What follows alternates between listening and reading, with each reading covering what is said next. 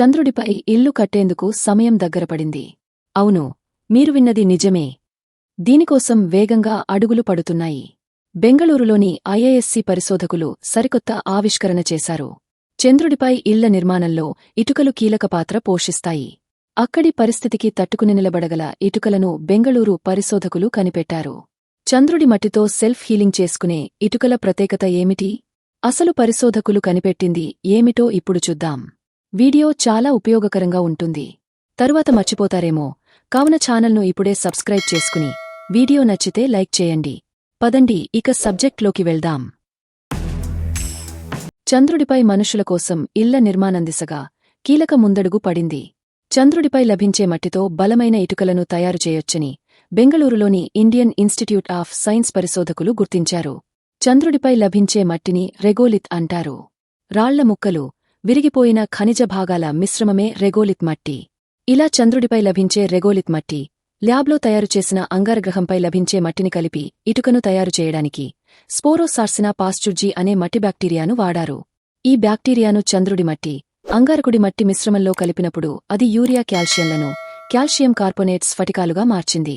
ఈ ఇటుక తయారీ క్రమంలో గోరు చిక్కుడు పౌడరును స్పోరోసార్సినా పాస్చుర్జీ బ్యాక్టీరియాతో కలిపితే ఇటుకలోని కణాల మధ్య బలమైన బంధం ఏర్పడినట్లు ఐఐఎస్సి శాస్త్రవేత్తలు గుర్తించారు.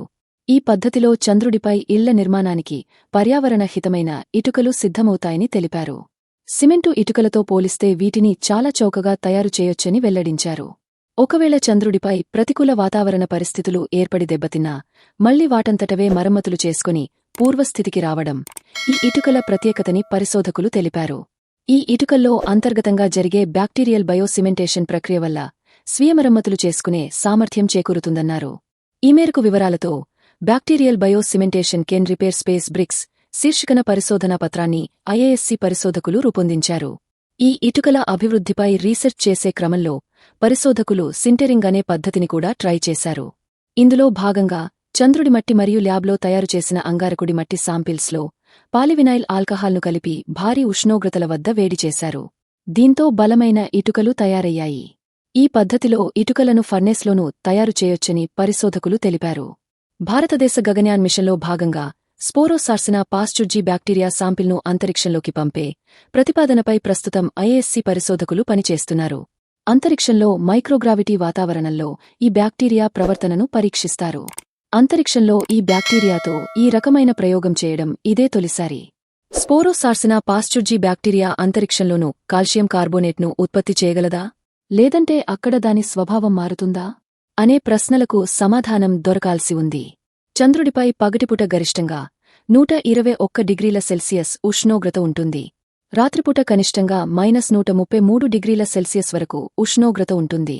టెంపరేచర్లో ఏర్పడే ఇంత భారీ హెచ్చుతగ్గులను తట్టుకుని ఇటుకలు నిలవాలి. సోరగాలులు, ఉల్కాపాతం ప్రభావంతో పగుళ్లు ఏర్పడినా అవి తట్టుకోవాలి. లేదంటే చంద్రుడిపై నిర్మించే ఇల్లు త్వరగా బలహీనపడుతుంది. ఈ సవాలును అధిగమించడానికే మేము స్పోరోసార్సినా పాస్చుర్జీ బ్యాక్టీరియాను వినియోగించామని ఐఐఎస్సి మెకానికల్ ఇంజనీరింగ్ విభాగం అసోసియేట్ ప్రొఫెసర్ కౌశిక్ విశ్వనాథన్ తెలిపారు. తాజా సమాచారం కోసం లైక్ చేయండి. ఛానల్ను సబ్స్క్రైబ్ చేయండి.